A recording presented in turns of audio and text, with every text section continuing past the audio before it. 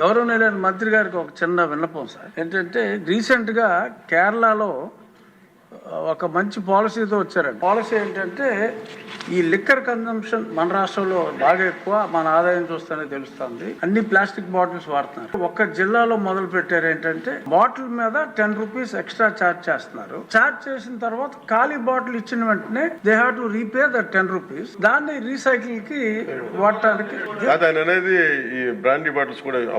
Brandy bottles కి plastic consumption ఎక్కువగా ఉంది.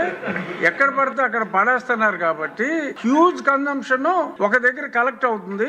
అది ఈ కొంచెం ఎక్సైజ్ డిపార్ట్మెంట్ వాళ్ళతోటి కోఆర్డినేట్ చేసుకుంటే major percentage of plastic waste ఒకటి చేయొచ్చండి. కేరళలో ఇంప్లిమెంట్ అయింది. ఇంకొకటి ఏంటంటే ఈ సింగిల్ యూజ్ ప్లాస్టిక్స్ ఈ నిషేధానికి మీలాంటి హీరోస్ తోటి అడ్వర్టైజ్మెంట్ చేయాలి అంటే కొన్ని కోట్లు అవుతుంది. మీరు సంబంధిత శాఖ మంత్రిగా ప్లాస్టిక్ ని నిషేధించండి అని మీరు జన సైనికులకి చెప్పారంటే ఎవడన్నా ప్లాస్టిక్ వేస్తే పట్టేసుకుంటారు వాళ్ళు.